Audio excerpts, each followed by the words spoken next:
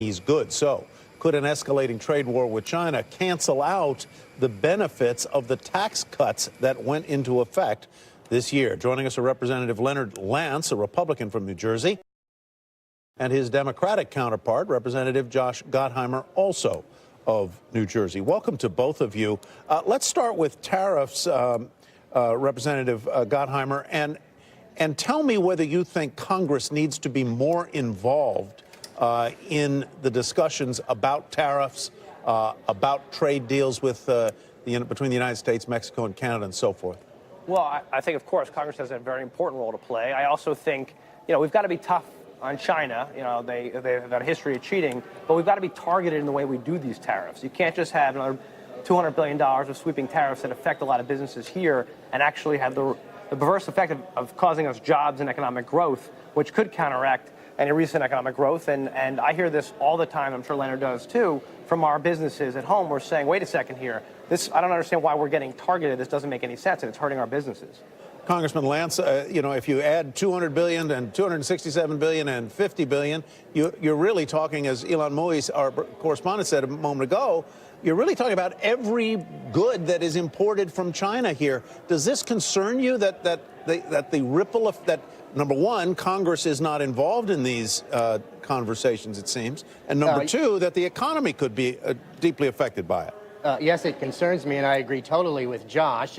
New Jersey is a free trade state. Our position in the world is based upon our geography, and of course, we have one of the largest ports in the entire world, the Port of New York, which is located in New Jersey, and we have to be more targeted. China has cheated, but ultimately we need an agreement not only with China, but with Canada and Mexico that is fair to the United States. But I am a strong believer in free trade. But okay, so Congressman Lance, last week we heard the president say that Congress should stay out of it when it came to dealing with Canada, and then he said that it wasn't the right time to be negotiating with China. Even now, he's threatening this additional tariffs on 267 billion goods. What does Congress need to do to be more involved? If you're concerned about the state of New Jersey and what this does for trade in your state, what do you do?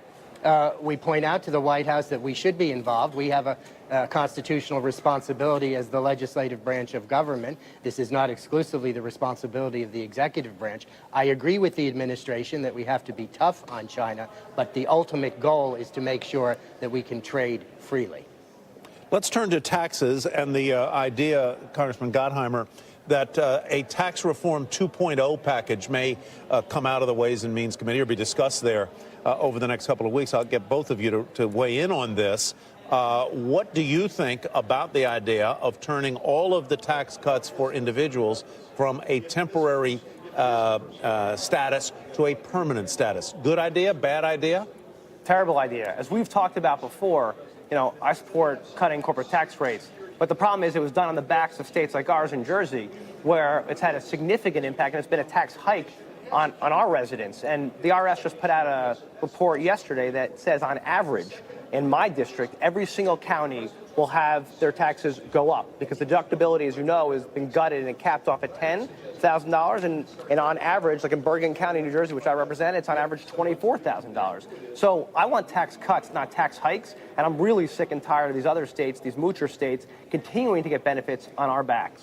I agree with that, and I did not vote for the first round of tax reform. I favor lowering corporate taxes. We have to be competitive with the rest of the world, but I also favor complete deductibility of state and local taxes. And if we were to pass that here in the House, it would be an exercise in futility because it could never pass the Senate. It would take 60 votes to move forward in the Senate, and that is not going to happen. What do you think, Congressman Gottheimer, of the IRS's or the Treasury Department's sort of refusal to allow states to set up charitable funds into which people can pay their state and local taxes and thereby be allowed to deduct them? Are you inflamed by that? I think our state legislature did the right thing, and this will be litigated in the courts.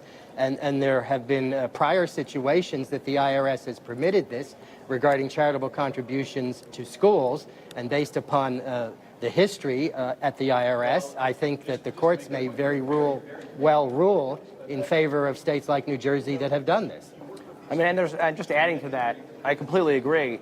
We did the right thing because 33 other states have been utilizing this deduction for decades now. There's no reason why we shouldn't be taking it in New Jersey. And we knew they were going to go to court over this. This is no surprise at all. Now we got to fight it out. I think we win. The courts have been clear about this. This is a deduction that we should be able to take. And I think we need to do everything possible to fight for more deductions and more tax relief. That's why Leonard and I both agree we should reinstitute SALT and make sure that we get taxes down for the people in New Jersey. I don't know that I've ever seen so much bipartisan agreement in one place at one time. I'm delighted to see it. Two Jersey boys. It's the Height Caucus here. It's the Problem Solvers Caucus. Problem solvers working together in bipartisan ways. All right. It's a good thing for Jersey. Yeah, gentlemen, thank you very much.